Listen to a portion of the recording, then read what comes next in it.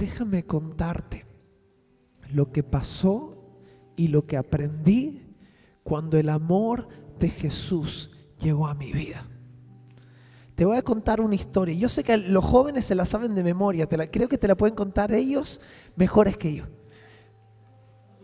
Pero no me acuerdo si alguna vez esto lo conté un domingo, lo conté en algún momento. Pero el Señor me estaba hablando, diciendo, habla, cuenta tu testimonio. Y yo no sé cuán gráfico voy a hacer en esta mañana, así que adelantadamente pido perdón.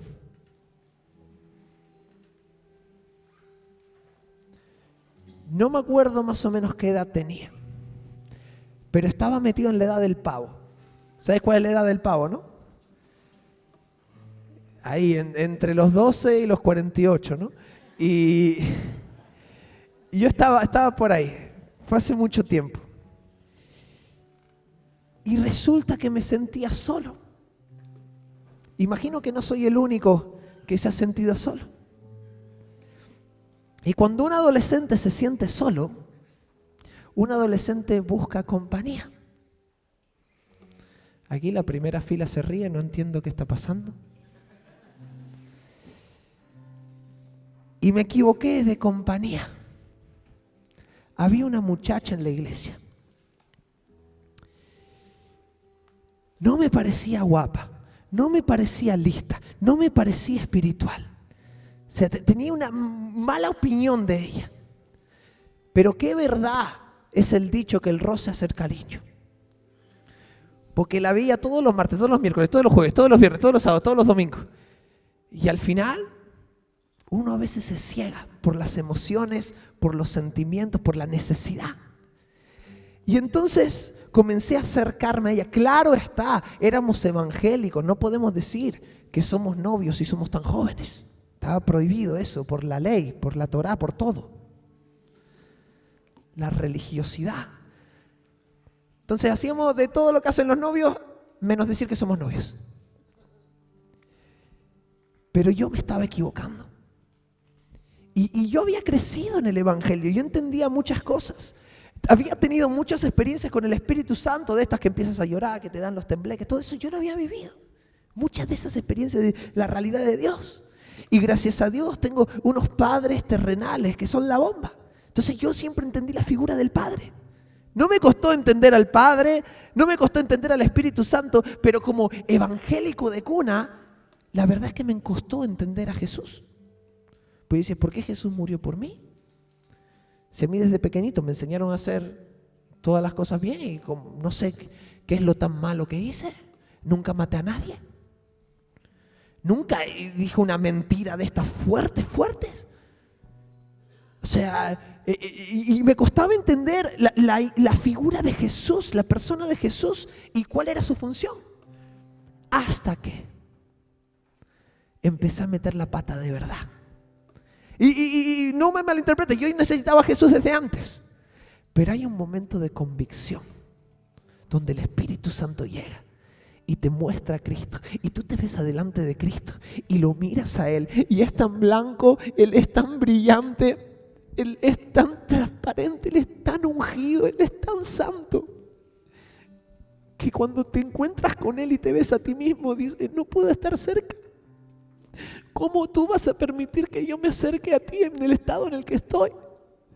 Y yo estaba en mi casa, estaba solo, en medio de la madrugada, estaba mirando una predicación y de repente el predicador empezó a hablar de mi caso. Y hay gente que me está escuchando, que está haciendo esto, que se dedica a esto. Y yo dije, chacho, ¿qué le pasó a este? Fue ahí un ángel y le contó todos mis secretos y me lo está diciendo por YouTube, no entiendo nada. Y cuando me vino esa convicción que fue como un flechazo al corazón, la atmósfera en mi casa cambió. No lo puedo explicar, pero todo se volvió denso, todo se volvió espeso. Y el Espíritu de Dios estaba ahí. Y salí al salón de mi casa y caí postrado. Y ahí el Señor me ministró, estuve horas en el suelo, lloraba, echaba todos los mocos que podía, todo para afuera. Y cuando terminó ese tiempo, yo me acuerdo que estaba a punto de levantarme y escuché al Espíritu. Y el Espíritu Santo me dijo, te limpié. Y yo entendí, ahora yo me puedo acercar. Ahora Dios me dignificó para poder estar cerca de Él. Pero la historia sigue. La historia no queda ahí. Porque ninguno de los dos dejó la iglesia. Entonces seguíamos viendo todos los días. Y vivía cerca de mi casa encima. Y yo tenía coche. Qué fácil cuando tienes 19, 20, 21 años tener coche, encontrar novia. Te usan de taxi todo lo que quieren, pero es fácil encontrar una. Y recuerdo que ella me dijo, ¿me puedes llevar a casa? Y yo dije, venga, vamos, pero te llevo a casa y ya está. Yo ya estaba queriendo poner distancia y no podía. Y pasó algo fuerte. Me bajo del coche, aparco y le digo, bueno, bájate. Y me dice, no, ¿te acuerdas de esta foto? ¿Te acuerdas de esta? Le digo, no quiero hablar de eso, bájate. Qué error fue meterla al coche. Y yo me bajo, voy al otro lado, le abro la puerta, le digo, bájate por favor. Y ¿viste cómo son las adolescentes tan románticas? Me dice, con una condición, si me das un último abrazo. Y dije, esta me quiere agarrar, ¿qué está pasando? Y dije, no, ya eso se acabó, no.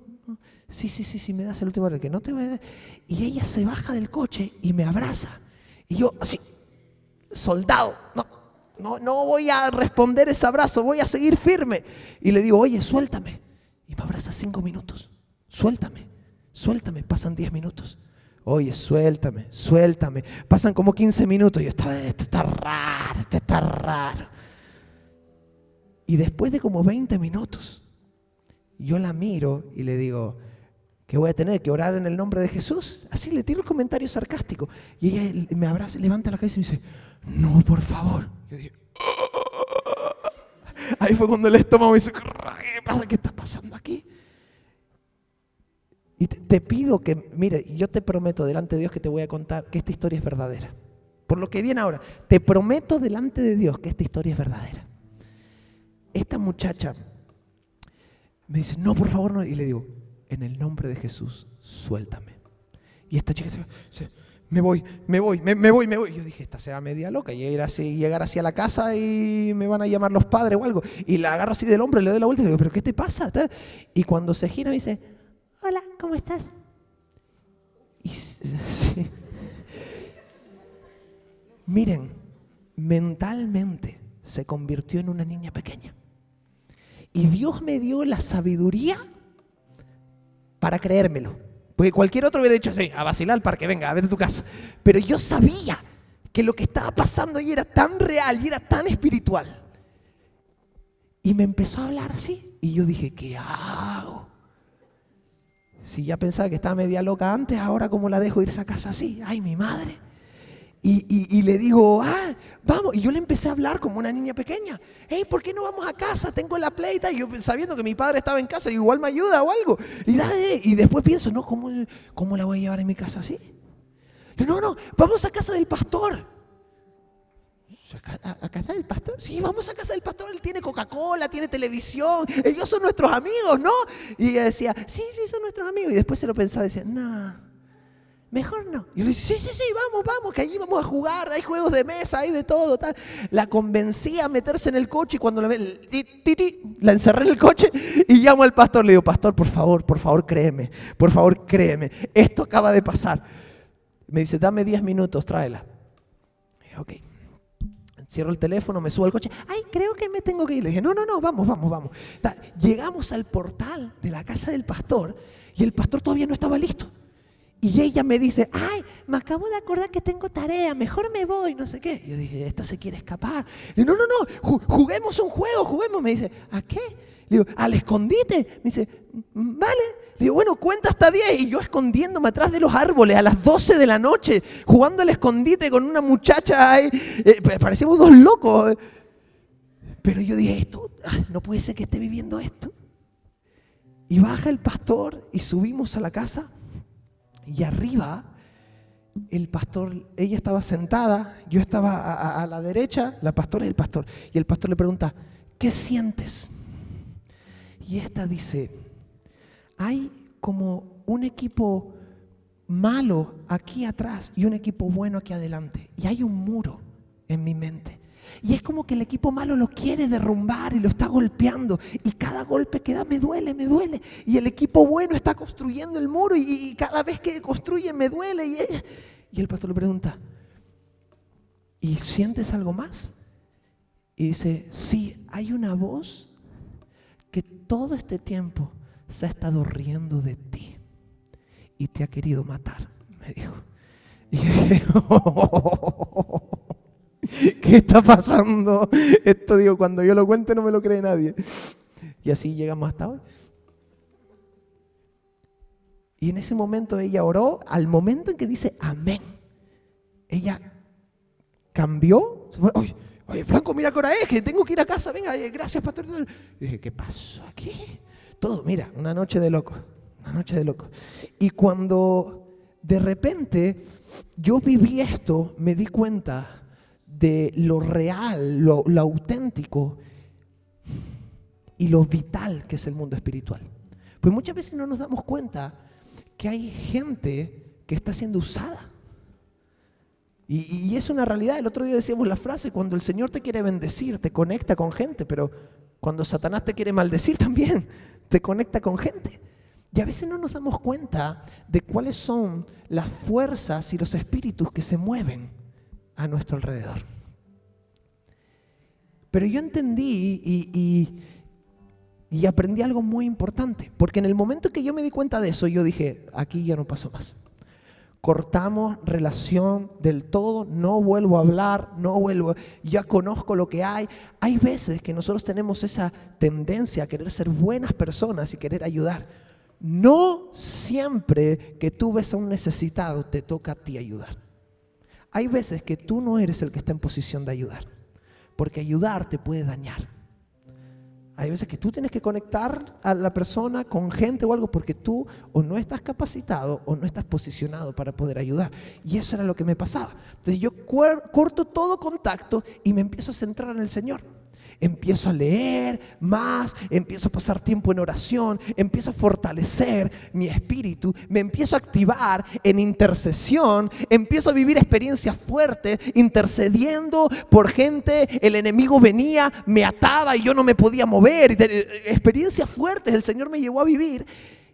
Hasta un día el Señor me llamó a dar vueltas por el vecindario y poner la mano en cada casa que yo conocía y bendecir a la gente. 1 año y medio estuve saliendo entre la 1 y las 3 de la mañana, para que nadie piense que soy loco, por el barrio a imponer manos sobre las casas de mis vecinos. Y la familia de esta muchacha vivía cerca. Entonces, una vez yo llegué a la noche y ella bajó porque me vio. Y me dice, hey Franco, ¿cuánto tiempo? ¿Todo bien? Sí. Y yo estaba, sí, todo bien. Ay, yo no estoy bien, me dice. Y como yo ya empezaba a ser líder de jóvenes en ese entonces, ella sabía por dónde y me dice, yo no estoy bien. Y si te contara lo que pasa, ay, ya no podría servir en los niños ni servir en la alabanza. Le dije, bueno, si tan grave es, tienes que contarlo. Y ahí fue cuando ella me cuenta que cuando ella iba a estudiar y quería leer en su casa, ella no se podía concentrar nunca y sentía que había una entidad atrás de ella que la perseguía, algo oscuro. Y cada vez que se encerraba, abría la Biblia, ella veía una sombra que se asomaba a la puerta y no la dejaba leer. Y yo, claro, yo vengo de estas experiencias que el enemigo me ató y con intercesión. Yo estaba como Rocky Balboa, queriendo guerra, ¿no? Y le digo, ¿dónde está? Está aquí el demonio ahora. Yo flipado total, ¿no? Diciendo, como si le pudiera pegar un puñetazo. ¿Está aquí el bicho ese? Y me dice, no, yo sé exactamente a qué hora pasas todas las noches. Porque cuando tú pasas y oras, él se tiene que ir. Y cuando tú te vas, vuelve. Él no te puede ver. Y yo dije, wow, qué diferencia cuando antes me quería matar, cuando antes me quería herir, cuando me perseguía y me estaba afectando, a cuando yo me puse serio con el Señor, yo empecé a guardarme en santidad, yo empecé a crecer en las cosas del Espíritu y Él ya no podía compartir conmigo, huía. Hoy te quiero hablar, ni es pedazo de intro, ¿no? Pero hoy te quiero hablar de ser legales en el reino de Dios. La legalidad del reino de Dios. Hay un versículo que Pablo escribe en 2 de Timoteo 2:5, vamos a centrarnos en el 5, y dice: y también el que lucha como atleta no es coronado, sino lucha legítimamente. En el reino espiritual hay leyes, igual que en el reino natural. Y no te estoy hablando de leyes de hombres, leyes que se llegan a poner por consenso. No es que se trata que toda la humanidad se pone de acuerdo y ponemos una ley.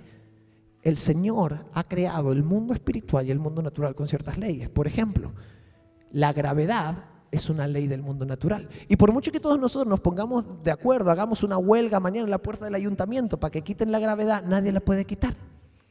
Las cosas se van a seguir cayendo. Por mucho que ores, las cosas se caen. ¿Por qué? Porque el mundo está atado a la ley que el Señor predispuso desde el principio. Y en el mundo espiritual también hay leyes y hay principios espirituales que si tú caminas en estos principios, tú puedes empezar a ser legal. ¿Y por qué es esto importante? Porque el que no camina en la legalidad del reino se está posicionando fuera de la cobertura del favor de Dios. Esto es muy importante. El punto que Pablo habla de legitimidad en el reino. Y el mundo espiritual tiene una legalidad. El reino de los cielos es legal. Pero tienes que entender que esto no significa que el reino de los cielos sea legalista. Por eso las iglesias no tienen que ser legalistas, pero las iglesias tienen que ser legales. No sé si se entiende la diferencia. El legalismo pone la prioridad en la normativa. Nosotros ponemos la prioridad en Cristo. Él es nuestra prioridad. Pero conocemos las leyes por las que el mundo espiritual se rige para poder caminar en victoria y poder caminar en el propósito. El reino no es legalista, es legítimo. Entonces, la santidad me mantiene dentro de la legalidad del reino. En el reino hay leyes y por esa razón es tan importante que vivamos en santidad. Yo sé que muchas veces cuando hay predicadores que te hablan de santidad, te dicen, está mal el adulterio, la fornicación está mal, mentir está mal, el asesinato, tienes que ser santo, santo, santo. Y siempre atan la santidad a no pecar. Pero ser santo no es no pecar. Y esto es algo que tenemos que comprender. Porque si nosotros pensamos que la santidad es no pecar, estamos reduciendo mucho el significado que tiene santidad. Y la santidad es mucho más que no pecar. La palabra, cuando habla de santidad, de algo que se hace santo, de Dios santificando algo, habla de que Dios lo aparta y le da un propósito. Entonces, ser santo es ser separado, pero no es ser separado del pecado, es ser separado para un propósito. Entonces, para el que es santo, todo lo que no tiene que ver con su propósito, le es pecado. Hay cosas buenas que te son pecado. Dios, acabamos de ampliar mucho el concepto, pero es así. Porque si, por muy bueno que sea algo, si no es para ti, no te va a hacer bien. La santidad tiene que ver con el caminar en la voluntad de Dios, no en las cosas que humanamente se ven buenas o morales. Caminar en la voluntad de Dios, estar apartado para cumplir el propósito por el que Dios me trajo aquí. Entonces el Señor te pone aparte, el Señor te da una nueva mente, el Señor te mete en un sistema de reino y es ahí, en esa posición, donde yo puedo vivir bajo bendición. Porque el favor de Dios solo se encuentra en su voluntad. Si hoy te vas a ir de aquí con una frase o con una historia, no te vayas con la de la niña endemoniada, vete con que el favor de Dios se experimenta al estar bajo su voluntad. Por eso hay tantas carreras universitarias que salen mal. No, pero estudiar es bueno. Amén, estudiar es bueno. Pero ¿cuánta gente hay que no tiene éxito en sus estudios? ¿Cuánta gente hay que empieza un negocio y no tiene éxito? ¿Cuánta gente hay que se mete en un matrimonio y no está teniendo éxito? Y nosotros creemos, no, pero si yo pacto, el Señor me tiene que bendecir, porque el Señor bendice el matrimonio, el Señor bendice la relación, el Señor bendice mi trabajo, el Señor bendice lo que está en su voluntad. Y si lo que estás haciendo no está en la voluntad de Dios, Dios no tiene ningún compromiso a bendecirte. Pero en la ley espiritual está que Dios va a bendecir a plenitud lo que está en su voluntad, lo que se mueve por su voluntad y lo que vive para su voluntad. Entonces, si tú te metes bajo la voluntad de Dios, te estás metiendo en la cobertura del favor de Dios. Es como si hubiera un paraguas gigante. Pero cada vez que yo hago algo que incumple propósito, o me dedico a cosas que incumplen propósito, me salgo. Y no te estoy hablando de un paraguas de salvación, te estoy hablando de un paraguas de legalidad. El que sale de la legalidad de Dios está rompiendo pacto. Y la palabra nos llama a ser hijos de pacto. Jesús pactó con nosotros en la cruz. Y si nosotros hemos entrado a ese pacto, no es un pacto de solo salvación, es un pacto de formar parte de un reino. ¿Cómo le llamamos a posicionarnos afuera de ese paraguas? Abrir puertas al enemigo. ¿Y qué peligro hay cuando tú empiezas a vivir en pecado, empiezas a vivir para las cosas erróneas? ¿Qué peligro hay? Porque estás saliéndote del favor. Y cuando tú te sales del favor, te sales de esa paraguas de protección, eres vulnerable a los dardos del enemigo. No, pero yo tengo la armadura de Dios. Sí, pero si no te estás posicionando en la voluntad de Dios, no sirve la armadura que te pongas. De hecho, creo que no puedes ponerte la armadura de Dios sin estar adentro de la voluntad de Dios. Cuando yo estoy fuera del área del favor, soy vulnerable a los ataques. Y ahí es cuando mi vida empieza a ser afectada por el enemigo. Empiezo a vivir en una opresión continua, ataque continuo. Y digo, ay Señor, ¿pero qué está pasando? Salte de ahí. Empieza a identificar cuáles son las cosas que estás permitiendo habitar en tu vida que te están haciendo vulnerables al enemigo. Fíjate qué fuerte la historia de David. David, el hombre conforme al corazón del Señor. Y empieza justo el capítulo donde mete la pata David. Empieza diciendo, en los tiempos en que los reyes salían a la guerra. ¿Y qué hizo David? Se quedó en casa. ¿Cuál fue el primer problema? ¿Cuál fue el hacerse vulnerable de David, el salir de la cobertura? No estar donde debía estar. La posición que tuvo. Entonces David se queda en su casa, sale al balcón y ve una piba desnuda que le gusta y se mandan a llamar. Y después de dejarla embarazada, mandan a matar al marido. Primero se lo intenta encasquetar al chiquillo, como diciendo, a ver si se piensa que es de él. Y después, porque el otro era noble y no hace nada que no debía hacer, lo manda a matar. Y todo empezó por no estar donde debía estar. ¿Cómo Sansón terminó tan mal? Porque hay una ley que dice, no os unáis en yugo desigual. Y Sansón le gustaba mirar a cualquiera que no sea israelita. Él miraba todo lo que estaba afuera. No le valía nada de lo legal. Y hay mucha gente, mucho cristiano que es rebelde, que es así. Quiere sentirse especial, quiere salir de tal. Amigo, el precio de ese sentirte especial es hacerte vulnerable al enemigo. Y si tú eliges ese camino, dentro de poco no vas a estar aquí. Porque la tiniebla, una vez entra, se empieza a traer.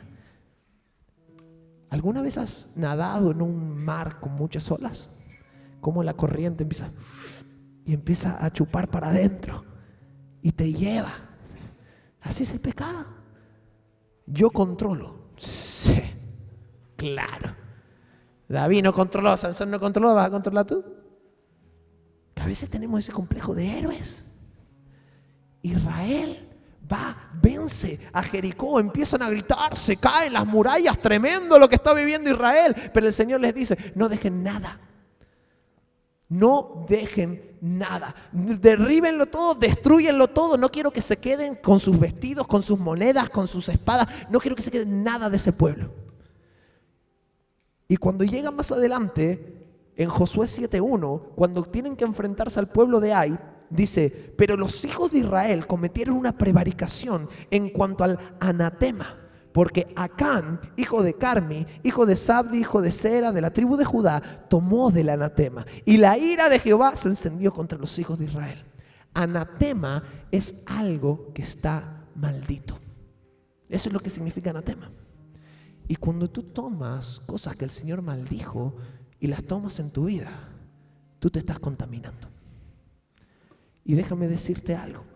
Para nosotros que somos de reino y estamos en el propósito, todo lo que está fuera de la voluntad nos es anatema. ¿Amén? A esa les cuesta decir amén, ¿no? Esa es chunga, esa es dura. Pero Dios maldice ese botín de la anterior victoria. Pero hay un tal Acán que no confía en que Dios proveerá más adelante. Ve las riquezas de la hora, ver la oportunidad de la hora. Y aunque el Señor le dice: ahora no es el tiempo, yo ya les daré, les voy a dar la tierra, yo los voy a prosperar, este tipo no cree. Entonces toma de lo maldito, se mezcla con gente que no se tiene que mezclar, contamina cosas que no tiene que contaminar, y el pueblo paga por la prevaricación de este tío. Y entonces Israel tiene que luchar contra el pueblo de Ai, que son pocos. Y dice Josué: no subamos todos, suban unos pocos porque esto está ganado. Se confiaron y les meten tal paliza. Y Josué se enfada con el Señor. Señor, nos prometiste la tierra, dijiste que nos vas a dar la victoria, entramos y nos metieron tal paliza, ¿y ahora qué hacemos? O eres mentiroso tú, que sé que no mientes, o hay algo mal con nosotros. Muéstrame qué está mal con nosotros. Y entonces en el versículo 10 y 11 dice: y Jehová dijo a Josué: levántate, ¿por qué te postras así sobre tu rostro? Israel ha pecado y aún han quebrantado mi pacto que yo les mandé, y también han tomado del anatema y hasta han hurtado, han mentido y aún lo han guardado entre sus seres. Tremendo como Josué va a pedirle explicaciones y el Señor lo lleva a la ley. ¿Qué me estás pidiendo, Josué? ¿Qué me estás queriendo decir? Yo ya te dije, si ustedes hacen las cosas bien, prosperan. Si ustedes no se mezclan, no toman lo maldito, van a estar benditos. No me mires a mí, porque yo ya hice mi parte. Y eso es lo que tenemos que entender de la cruz, que Jesús ya hizo su parte para que nosotros tengamos una vida plena. Y si no estamos viviendo en la plenitud del reino, no se trata de pedirle explicaciones a Dios, se trata de pedirle revelación para identificar qué es lo que tengo que cambiar en mí. Colosenses 2, 14 y 15 dice, habla de la obra de Cristo en la cruz, o sea, anulando el acta de los decretos que había contra nosotros, que nos era contraria. Satanás saca un acta de pecado, un documento que dice, ellos se merecen muerte, mira, hicieron esto, tienen que ir al infierno, y Jesús toma el acta y en la cruz la cuelga y la anula, la rompe. Todo decreto satánico que te era contrario está anulado. ¿Dónde? En la voluntad del Señor. En Cristo. Está anulado en Cristo. Si sales de Cristo, no hay anulación. Por eso entra el dardo, entra la flecha, entra la maldición, quitándolo de en medio, clavándolo en la cruz y despojando. Escucha bien esta palabra, tómala en el nombre de Jesús. Despierta, ¿estás despierto? Amén. Despojando a los principados y a las potestades, los exhibió públicamente, triunfando sobre ellos en la cruz. Si yo no camino en victoria y el Señor ya me la dio, ¿quién me la está quitando? Hay que identificar las cosas. Hay que identificar qué es lo que está pasando en mi corazón, en mi vida, con mis prioridades. ¿Qué es lo que estoy haciendo que está fuera de la legalidad del reino? ¿Por qué no estoy establecido, cimentado en la voluntad de Dios? Tengo que provocar cambios en mi vida. Tengo que volver a meterme en ese paraguas, en ese área del favor. Y voy a empezar a prosperar en Cristo, en lo que fui llamado a prosperar. Pero no puedo quedarme fuera de la voluntad del Señor. Tú te estás preguntando por qué en tu vida hay tanto bache. Yo no te estoy hablando de una vida perfecta. Yo no te estoy hablando de que el Señor te va a solucionar todos los problemas. Yo te estoy hablando que cuando estás en Cristo y ves la magnitud de Dios, tu problema de repente toma la dimensión correcta y lo empiezas a ver como es. Y que caminando en el poder de Dios no vas a tener que dudar. Vas a tener fuerza para atravesar por lo que estás pasando. Ahora te pregunto, ¿tuviste un 2025 de victoria? ¿O tu casa está hecha polvo? Tus relaciones están hechas polvo. En el trabajo te va fatal. La economía va mal, la familia va mal, los estudios van mal, el futuro va mal. En Cristo las cosas van bien. Termino con esto. Métete en la legalidad de Dios. No en el legalismo. No en el legalismo. Métete en la legalidad del reino de los cielos. Y prepárate para ver cómo las cosas van a salir diferentes en este año. Estos son principios que te van a potenciar. Espero que no se te manifieste nadie en la calle como me pasó a mí. Pero si pasa, se manifieste algo en el trabajo, se manifieste algo donde sea, se manifieste la economía, prepárate, usa la palabra de Dios. Estás adentro del favor de Dios, entonces tienes la victoria. No tienes que tenerle miedo a nada. En el nombre de Jesús, no tienes que temerle a nada. No tienes que dejarte intimidar por nada. Tenemos la victoria en la cruz. Tenemos la victoria en la cruz y Él venció todas las cosas para darnos vida en Cristo Jesús. Amén. Quiero invitarte a ponerte de pie ahí donde estás y darle gracias al Señor. Gracias, Señor, por tu obra en la cruz. Gracias, Señor, por haberme aceptado como hijo. Gracias, Señor, por hacerme esa invitación a tu luz, al reino. Enciende en nosotros el fuego del Espíritu, el celo por tu casa, para que sepamos en qué invertirnos. Para que sepamos qué hacer, para que sepamos, Señor, cómo dirigirnos en este año. Un celo por estar en tu voluntad. Un celo por cuidar de lo que tú cuidas, por hablar tus palabras. Un celo por tus asuntos. En este año, en este 2026, estamos comenzando, Señor. Nuestro deseo es conocerte más, es verte más, conocer tu gloria, Jesús. Crecer en nuestro conocimiento de ti, de las riquezas, de la gloria, de tu herencia. Jesús, te amamos, te amamos, te amamos, te amamos. Ayúdanos a aprender, Jesús, a ser legales en el reino de los cielos, legales en ti, Señor. Porque cuando estamos en la legalidad del reino, estamos protegidos, no somos vulnerables a los dardos del enemigo. Ayúdanos, Señor, a hacer las cosas bien. Abre nuestro entendimiento para entender cosas mayores, revelaciones mayores. Muéstranos misterios, Señor. Y que cada uno de nosotros pueda crecer en intimidad contigo, Jesús. Te amamos, Señor. Te amamos, Señor. Y rendimos todas las cosas a ti. Oramos esto en el nombre de Jesús. Amén, amén y amén. Gloria a Dios. Gloria a Dios. Tenemos un Dios bueno, amén. Que está sobre todas las cosas.